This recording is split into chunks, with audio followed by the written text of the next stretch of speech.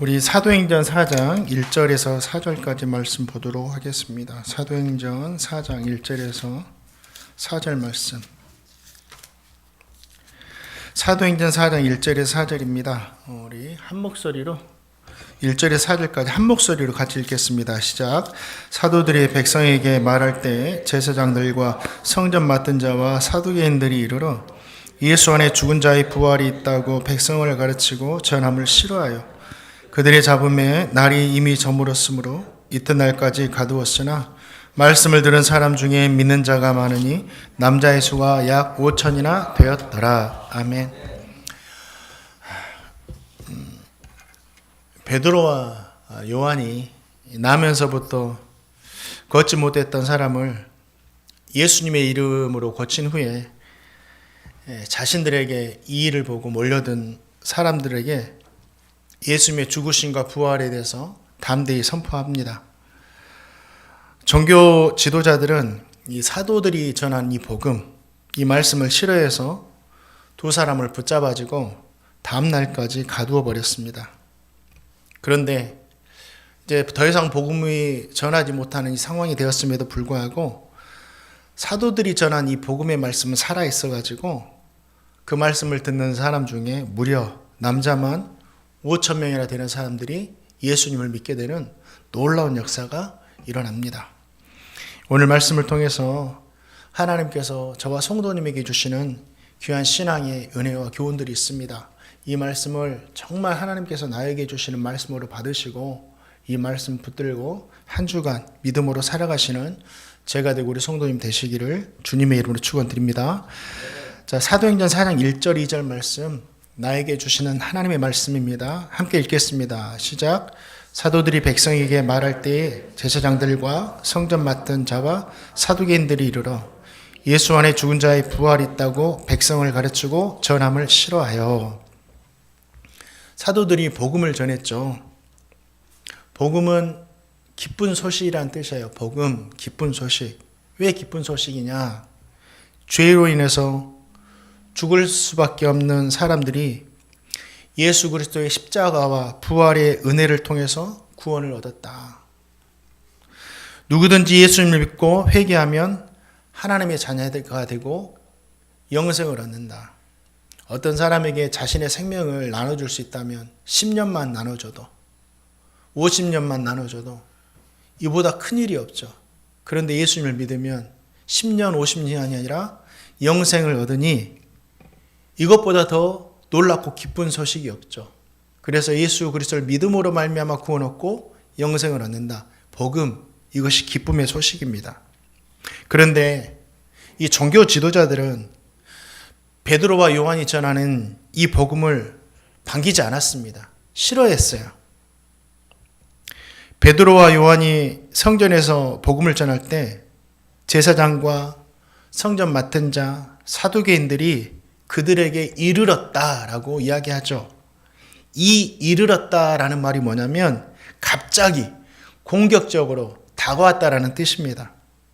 종교 지도자들은 복음을 전하는 베드로와 요한을 더 이상 복음을 전하지 못하도록 그들에게 몰려와 가지고 그들을 가로막은 것이에요. 그리고 가둬버린 겁니다.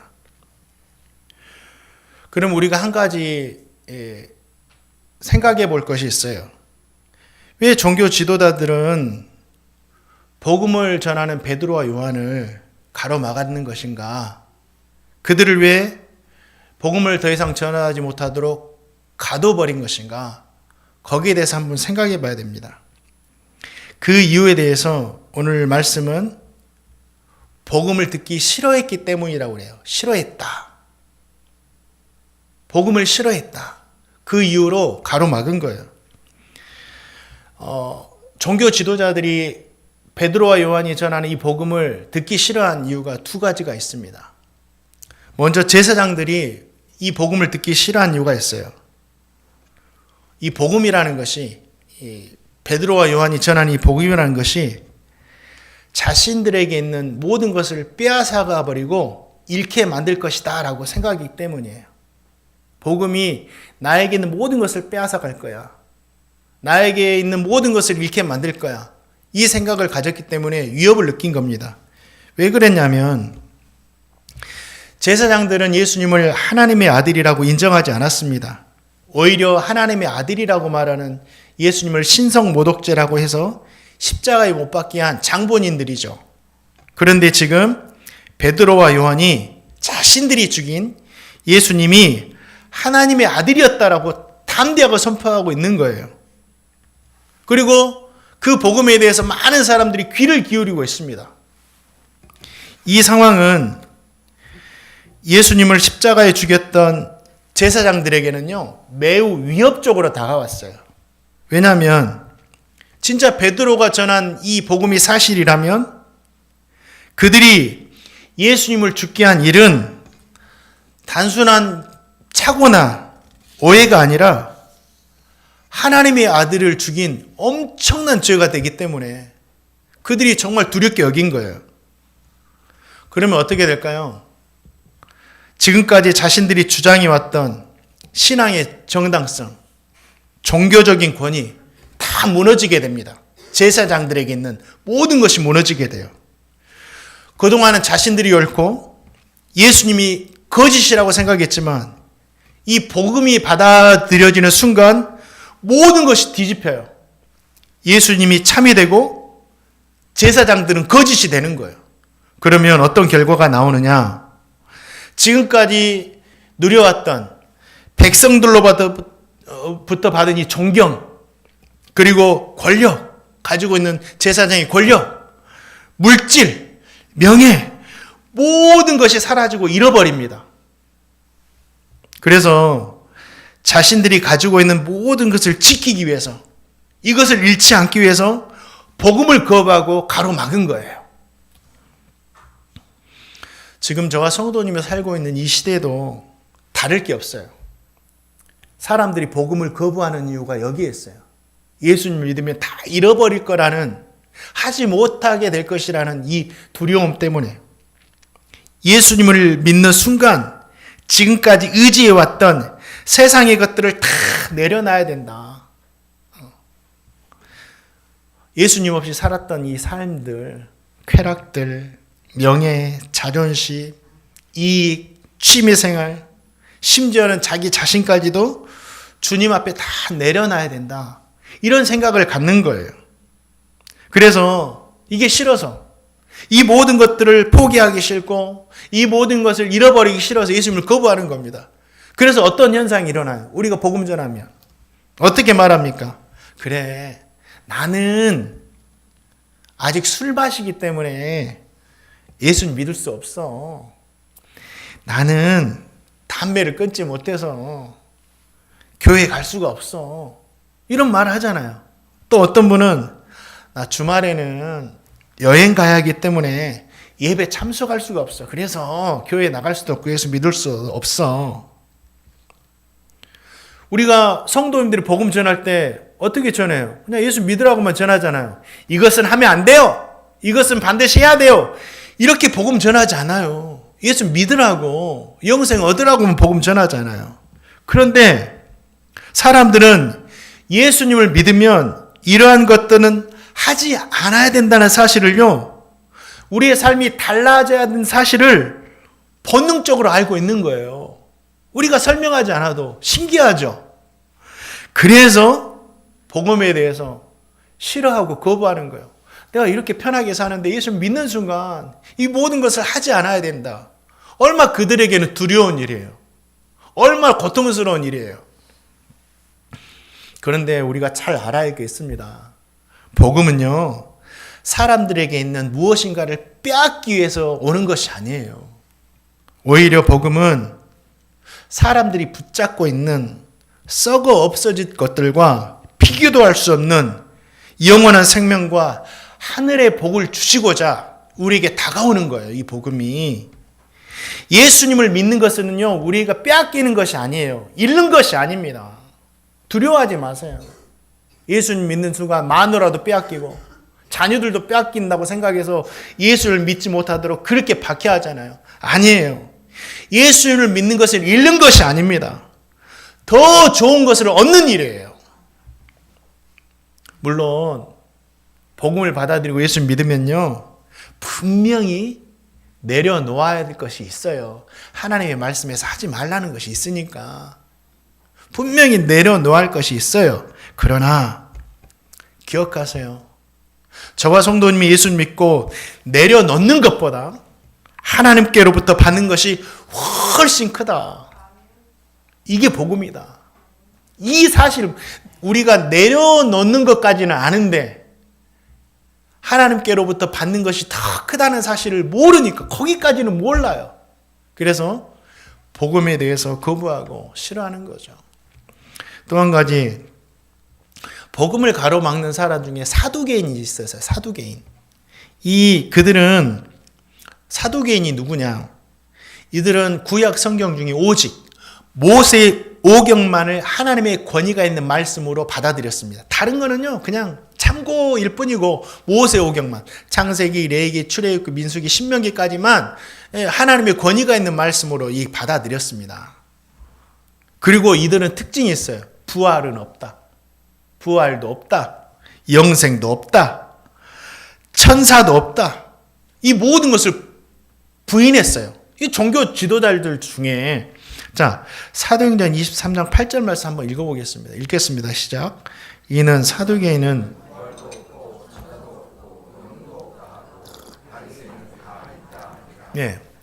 사두개인도 종교 지도자고 바리새인들도 종교 지도자인데 추구하는 신앙 노선이 달랐어요. 이 사두개인들은 다 없대요. 천사도 부활도 영도 다 없대요. 그래, 천국도 없는 거죠. 지옥도 없는 거고. 사두개인은요, 매우 현실적인 사람들, 매우 현세적인 사람들이었습니다. 그러면 그들이 생각하는 하나님을 믿는 이유가 뭐냐? 하나님께서 주시는 구원이 뭐냐? 우리가 죽은 이후에 얻는 영생이나 하나님 나라가 아니었어요. 이게 구원이 아니었습니다. 그들이 원하는 구원은 이 땅에서의 평안과 번영이었어요. 국가의 안정. 그래서 성전에서 예배를 드리면서 하나님께서 복을 받아가고 이스라엘이 평안하게 되는 것이 하나님이 은혜 받는 것이고 그것이 구원이었어요. 그래서 성전에서 제사와 율법을 통해서 현세에서 하나님의 복을 받는 것에만 관심을 가지고 있던 사람들이 누구예요? 이 사두개인들이에요. 그런데 베드로와 요한이 복음을 전하면서 뭐라고 전합니까? 너희가 죽인 예수를 하나님이 살리셨다. 부활에 대해서 이야기를 하는 거예요. 사두개인들은 부활이 없다고 계속 가르쳤는데, 그리고 예수 이름에 구원받을 이름이 없다. 이렇게 이야기하는 거예요. 모세 오경 열심히 해가지고 자신들은 의롭게 되고 구원받아야 되는데 예수 이름 위에 구원이 없다고? 자신들의 가르침과는 완전히 반대되는 겁니다. 이 복음이. 이 말씀은요, 사두개인들에게 그들의 가르침에 대해서 정면으로 도전하는 말씀이었죠. 니들이 뭔데 우리에게 도전해? 그렇게 바라본 거죠. 그런데 사람들이 그 부활의 소식에 막 귀를 기울여요. 복음이 사실이라면, 부활이 사실이라면 지금까지 사두개인들이 가르쳤던 성경 말씀, 모세 오경, 교리들 다 틀린 거예요. 완전히 자신들이 가르쳐온, 자신들이 세워온 말씀과 권위가 한순간에 무너져 버립니다. 그러한 이유로 이들은 자신들의 이 기득권을 지키기 위해서 더 이상 복음 전하지 못하도록 그들을 종교 지도자들과 함께 가두어 버린 거죠. 지금도 사두개인들처럼 살아가는 분들이 있어요. 그래서 그 이후로 예수를 믿지 않은 사람들이 진짜 많습니다. 이 시대의 사두개인들의 생각 때문에 예수 믿지 않은 사람이 너무 많아요. 이게 뭐냐면 자신들의 생각으로 이성으로 구원에 대해서 정의를 해놔요. 그리고 자신들의 생각과 다르게 구원에 대해서 말하면 거부합니다. 틀렸다고 합니다. 이게 어떤 거냐면 기독교는 뭐예요? 오직 예수 그리스도를 통해서만 구원을 얻는다라고 말하잖아요. 주님도 그랬어요. 예수 이름에 구원받을 이름이 없다라고 분명히 말씀했습니다. 성경에는. 그래서 우리가 예수님 믿음으로 말미암아 구원을 얻는다 라고 우리가 복음을 전하는 거죠. 그런데 이렇게 복음을 전하면 세상 사람 틀려요. 싫어합니다. 자신들이 생각하는 구원이 있으니까, 정해놨으니까. 그래서 뭐라고 해요? 왜 예수님을 믿어야지만이 구원을 있다고 하느냐? 왜 기독교에만 구원이 있다고 하느냐? 왜 너희들은 다른 종교는 인정하지 않느냐? 스님도 교회 가서 예배를 드리고 막 이렇게 연합하고 그런데 왜 너희들은 계속해서 배척하느냐? 왜 편협하냐? 독단적이냐? 부처도 알라도 모든 신들도 믿으면 구원이 있는 거다. 너희들도 좀 인정해라. 이렇게 우리에게 도전을 하죠. 이게 뭐예요? 종교 다원주의입니다. 모든 종교에 구원이 있다라는 거. 기독교만이 아니라. 그런데 대부분의 세상 사람들이 이 종교 다원주의에 빠져 있어요. 그래서 그것을 구원을 조건으로 보니까 예수 그리스도를 믿을 때만이 구원을 얻는다는 그 소리를 싫어하고 거부하는 거예요. 사두개인들처럼. 사랑하는 성도님들, 그러면 우리가 한 가지 생각해 봐야 돼요. 주님께서 제사장과 사두개인들이 주님을 싫어하는 이유, 복음을 싫어한 이유에 대해서 들려주시잖아요. 그들이 왜 복음을 거부하는지. 그러면 그들을 통해서 우리에게 주시고자 하는 말씀이 뭐냐고요. 저와 성도님도 잘 들으세요. 저와 성도님도 예수님을 지금 믿지만 종교 지도자들처럼 예수님 믿을 수 있다라는 거예요. 진짜 우리가 예수님 교회에 다니지만 예수님 믿고 다니지만 우리 신앙을 점검해 봐야 돼요. 종교 지도자들처럼 우리가 예수님 믿고 신앙생활하고 있지 않느냐. 겉으로 보기에만 진짜 예수님 믿고 있지 않느냐. 제사장들처럼요. 주님보다 더 귀하게 여기고 좋아하고 사랑하는 것이 있으면 그것이 물질이든지 권력이든지 명예든지 취미생활이든지 사람이든지 진짜 주님보다 더 사랑하는 것이 있으면 언젠가는요. 그것 때문에 주님을 싫어하게 만들고 주님을 거부하게 만들고 주님으로부터 뒤돌아서게 만들 거다. 근데 진짜 그런 사람들이 있어요. 나는 진짜 주님 사랑하잖아요. 교회 다닌 분들 다 주님 사랑하냐고 물으면 다 사랑한다 그래요.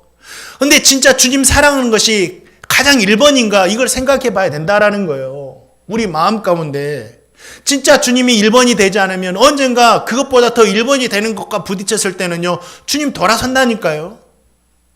우리 예수 믿는 분들 중에도 많아요. 청년들 중에도 진짜 많아요. 청년들이 막 이렇게 열심히 하다가 여자친구 사귀었어요.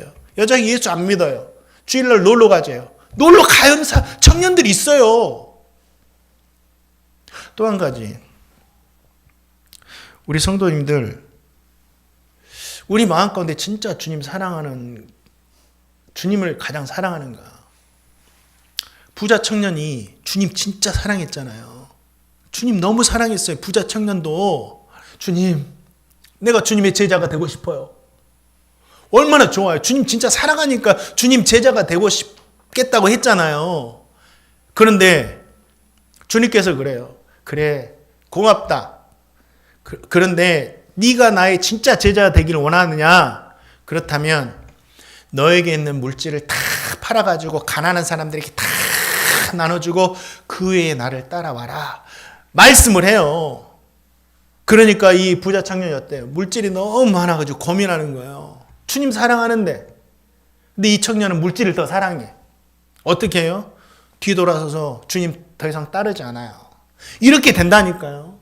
우리가 신앙생활하고 주님 사랑하지만 제사장들처럼 진짜 은연중에 우리 마음 가운데 주님보다 조금이라도 더 좋아하고 사랑한 것이 있다면 그것과 주님이 만날 때 우리도 제사장들처럼 주님을 싫어하고 뒤돌아서게 된다라는 거예요. 우리 성도님들, 조금이라도 주님보다 더 사랑한 것 없어야 됩니다. 우리 자식들보다도, 내 자신보다도 진짜 하나님만 사랑하시기를 주님의 이름으로 축원드립니다. 그 사람이 끝까지 주님 따라갈 수 있다. 또 나의 생각을요, 주님 말씀 앞에 내려놓지 못하는 사람들, 이게 사도개인이에요. 내 생각과 주님의 말씀이 부딪힐 때가 너무 많아요. 살아가는 동안에. 그래요. 살아가는 동안에 내 생각과 주님의 말씀이 부딪힐 때가 너무 많습니다. 그때 무엇을 우리가 선택할 것인가? 과감하게 우리는 나의 생각을 내놓고 하나님의 말씀을 붙들어야 된다. 사도 바울도 그랬어요. 사도 바울도 자신이 정해놓은 구원이 있었어요. 사도 바울이 변화되기 전에 사울이라 했잖아요. 사울은요, 오직 하나님만 섬겼어요. 신이신 하나님이 인간이 된다는 생각을 못했어요. 그래서 율법을 열심히 해가지고 나는 의롭게 되고 구원 얻는다고 생각했어요. 그런데 사도들이 나타나고 뭐라 그래요? 예수 그리스도를 믿음으로 말미암아 구원 얻지 율법으로 구원을 얻지 않는다고 하니까 자신의 생각과 틀리거든요. 그래서 이건 잘못됐다. 이 나쁜 놈들이다. 그래서 예수 믿는 사람들 그렇게도 박해했던 거예요. 그런데 나중에 예수 믿고 보니까 아닌 거예요. 예수 믿어야지만 구원 얻는구나. 자신의 생각을 내려놓지 못하면 절대 주님 따를 수가 없습니다. 나의 생각과 하나님의 생각이 부딪혔을, 말씀이 부딪혔을 때 나의 생각을 내려놓을 줄 아는 사람이 돼야 된다. 저와 성도님이 이 세상을 살아가는 동안에 이런 일들이 얼마 많은지 몰라요. 지금도 많잖아요. 지금도 많아요. 그래서 하나님을 미워한다니까요. 하나님 미워해요. 미워하기까지 해요. 하나님 내가 믿어요. 근데 창조론과 진화론이 부딪혀요. 하나님은 창조했다 하고 세상은 진화했다 하고, 이것이 부딪힐 때 우리는 무엇을 택할 것인가? 그것뿐만 아니라 이성애와 동성애가 부딪혀요. 이성애는 뭡니까? 남자가 여자를 사랑하고 여자가 남자를 사랑하는 것이 원리예요. 하나님 창조 원리예요. 남자가 남자를 사랑하는 건 하나님의 창조 원리가 아니고 가정한 것이에요. 그런데 성적 자기 결정권이라는 인본주의적인 생각으로 도전이 오잖아요. 그러면서 뭐예요? 그런 하나님은 나는 안 섬긴다라고 돌아서잖아요. 그뿐만 아니에요.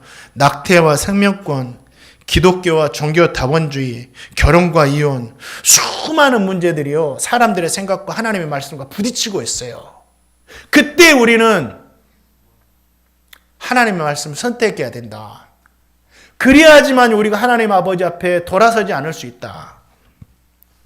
바라기는 저와 성도님 모두가 주님을 가장 사랑하시기 바랍니다. 조금이라도 주님보다 사랑했으면 안 돼요. 주님을 가장 사랑하시고, 어떤 분들은 취미 생활을 버리지 못해서 취미 생활을 더 사랑하는 분들이 있어요. 그래서 그 취미 생활을 버리지 못해서 신앙 생활을 못해요.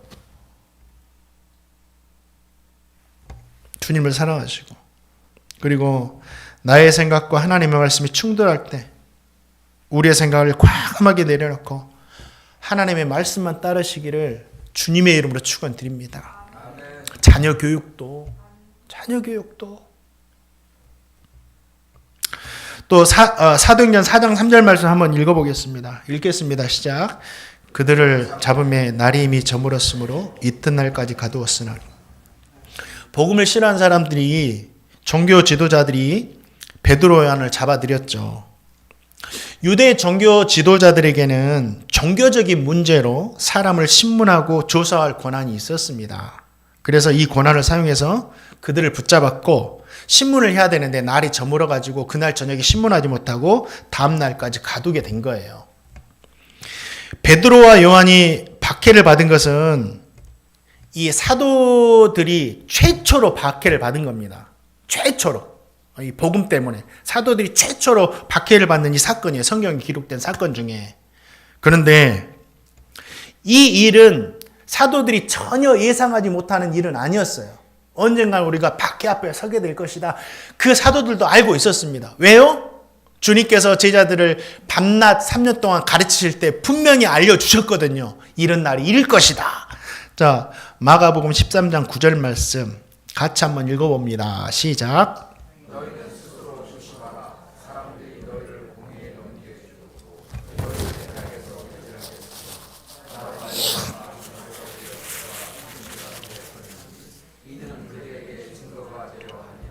아멘. 예수님을 믿고 복음을 전하면요, 싫어하는 사람들만 있는 것이 아니라 우리를 박해하는 사람들도 있어요. 박해하는 사람들.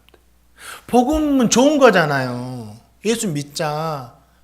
믿고 믿음으로 살자. 우리 천국에 영생이 있다. 이게 사람들에게 손해를 끼치는 게 아니잖아요. 그런데 이걸 싫어해요. 신기하지 않나요? 좋은 말 하는데 싫어하고 박해를 하는 사람까지 있어요. 지금도. 근데 이게 초대교회만 일어나는 일이 아니에요. 최근 자료를 제가 찾아봤어요. 2025년 자료는 아직 통계로 나오지 않았고 2024년 자료도 통계로 나오지 않았는데 2023년 자료가 있더라고요. 2023년 1월 크리스찬 투데이라는 그 소식지에 난 기사예요. 이 기사가 어떻게 났냐면 지난해, 그러니까 2023년 1월에 난 기사니까 지난해면 2022년이겠죠. 2022년 동안 2022년에 5,600명 이상의 기독교인들이 그들의 믿음 때문에 죽임을 당했다. 예수 믿는 것 때문에 지금도 한 해 죽어가는 사람들이 5,600명이나 된다. 놀랍지 않으세요? 예수 믿는 것 때문에 죽어요. 가장 복음이 어려운 나라가 바로 옆에 있는 북한입니다. 북한은 바로 죽여요. 그리고 2,100개 이상의 교회들이 공격받거나 폐쇄가 됩니다. 오늘 것처럼 예배 드리다가 탄압받아가지고 교회가 폐쇄가 돼요. 이런 교회가 1년에 2,100개 이상이 됐어요. 그리고 기독교인 12만 4천 명 이상이 예수 믿는다는 이유로, 신앙을 가졌다는 이유로 강제적으로 가족으로부터 추방을 당합니다. 무슬림들 대부분 예수 믿는 추방이에요. 가족이 보호를 받지 못해요. 너는 더 이상 우리 가족이 아니야. 추방을 해버립니다. 그리고 1,500명 이상이 난민이 됐어요. 예수를 믿는다는 이유로. 복음을 전하고 예수 믿는다는 이유로요, 가정에서 쫓겨나고, 지금도 신기하잖아요. 우리는 이해되지 않죠. 직장에 세고당하고 감옥에 갇히고 생명을 잃어버리는 일들이 초대교회뿐만 아니라 지금도 세계 곳곳에서 일어나고 있다라는 거예요. 그럼에도 박해가 멈추지 않아요. 계속해서 박해가 진행되고 있습니다. 왜일까요? 이러한 박해 속에서도 성도들이 복음과 믿음을 포기하지 않고 있기 때문에 계속 박해도 일어나는 겁니다. 우리 성도님들에게 한번 질문을 해볼게요. 우리 성도님들은 복음 때문에, 예수 믿는 것 때문에 사람들에게 실험 받은 적 있으세요? 그만 좀 해. 그만 좀. 응? 적당히 좀.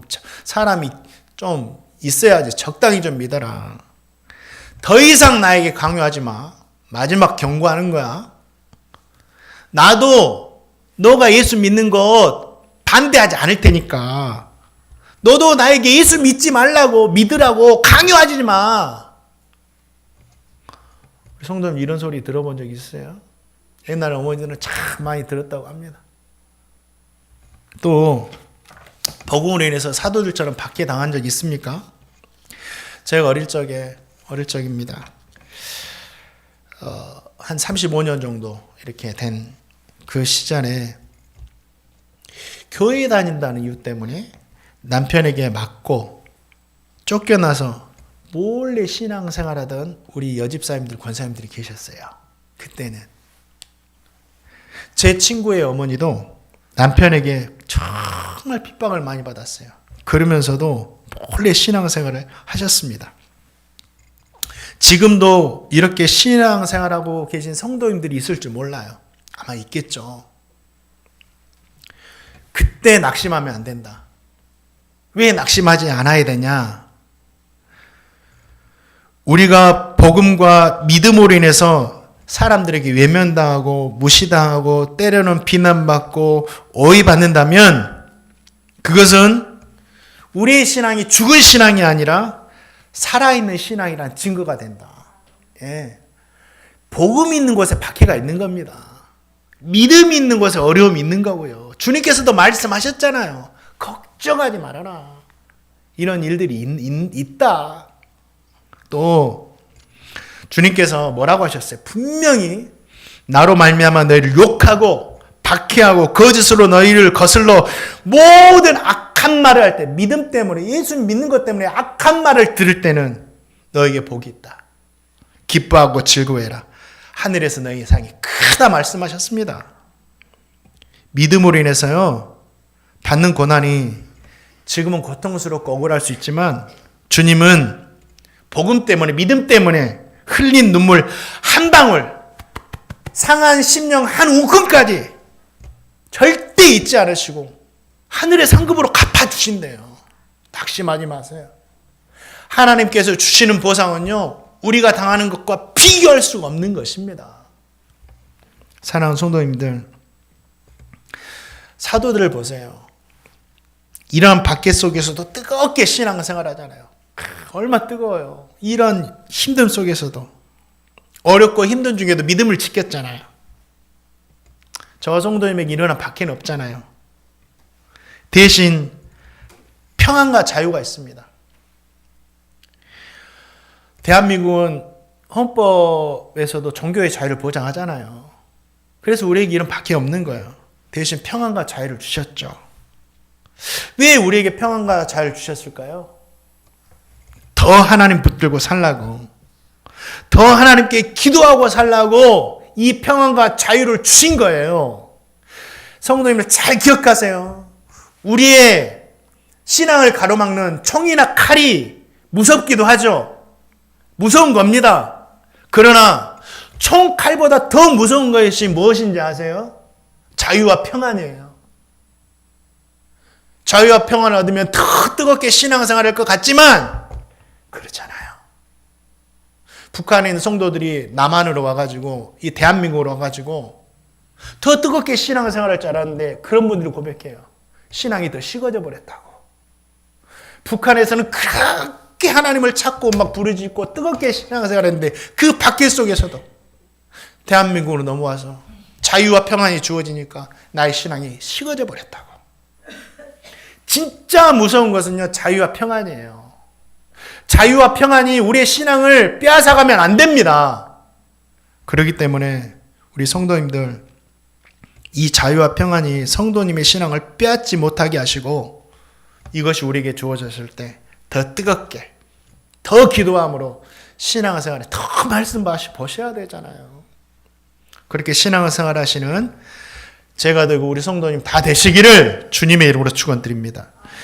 자, 사도행전 4장 4절 말씀 마지막으로 읽겠습니다. 시작.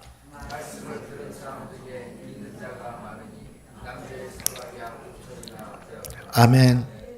사도들이요, 복음을 전한다는 이로 붙잡혔죠. 종교 지도자들은 복음을 전하는 그들의 입을 틀어막았고 감옥에까지 가두어 버렸습니다. 외적으로 보면 완전히 복음이 차단된 것처럼 보여요. 사람의 눈으로 볼 때 이제 다 끝났다, 더 이상 복음 전할 수 없다, 이렇게 보였을지도 모르죠. 그러나 하나님께서는 그 막혀있는 순간에도 복음의 열매가 맺게 하신다라는 거예요. 놀랍지 않으세요? 갇혔는데 복음의 열매가 맺어요. 사도들이 붙잡히기 전에 전한 이 복음을 통해서 무려 남자만 5,000명이나 되는 사람들이 믿게 되었다라는 거예요. 그때 유대인들은 20세 이상으로 남자들만 이렇게 인구조사를 계수를 했거든요. 그러면 이 사람들을 최대치로 보면 25,000명 정도 되는 남녀노소가 예수를 믿게 된 거예요. 이 놀라운 일이 일어난 겁니다. 사람은 가둘 수 있어도 하나님의 말씀은 결코 가둘 수 없다라는 거예요. 하나님의 말씀은 살아있고 운동력이 있다라는 거예요. 사람의 마음을 찔러 쪼갠다라는 겁니다. 그래서 이런 놀라운 역사가 일어난 거예요. 고난 중에도, 반대 속에도 복음의 열매는 맺습니다. 멈춰버린 것 같아도 복음 계속 확장되고 있습니다. 이 말씀이 저와 성도님에게 위로와 소망이 되는 거예요. 진짜 위로와 소망이 되는 거예요. 우리가 때때로 진짜 예수 믿자고 그렇게 애원을 해도 상대방에게 아무 반응이 없는 것 같아요. 그렇게 느껴질 때가 있어요. 주여 어쩝니까? 듣지도 않고 거절만 하고 진짜 낙심이 되고 다른 가족들은 다 나와서 예배하고 함께 하나님 찬양하고 그러는데, 그러나 오늘 말씀 보세요. 듣는 사람이 있습니다. 변화되는 사람이 있어요. 겉으로는 아무 일이 일어나는 것처럼 보이지 않을지라도 상상할 수 없는 일들이 일어나고 있어요. 그들은 갇혔을 때 다 끝났다고 생각할지 모르지만 엄청난 일이 일어나서 5,000명이 넘는 사람들이 예수님을 믿게 되는 놀라운 역사가 일어납니다. 반드시 우리가 뿌린 복음에는 열매가 맺게 되어 있는 줄 믿습니다. 남편에게 열매 맺을 거고, 자녀들에게 열매 맺을 거고, 형제 자매들에게 열매 맺을 거예요. 복음의 능력이 있어요. 사랑하는 성도님들, 그렇기 때문에 낙심하지 마시고 계속해서 끝까지 복음으로 살아가시기 바랍니다. 때가 이르면 반드시 이루게 하시는 이 하나님의 놀라운 은혜가 성도님의 가정과 일터와 사랑하는 사람들에게 충만하게 일어나기를 주님의 이름으로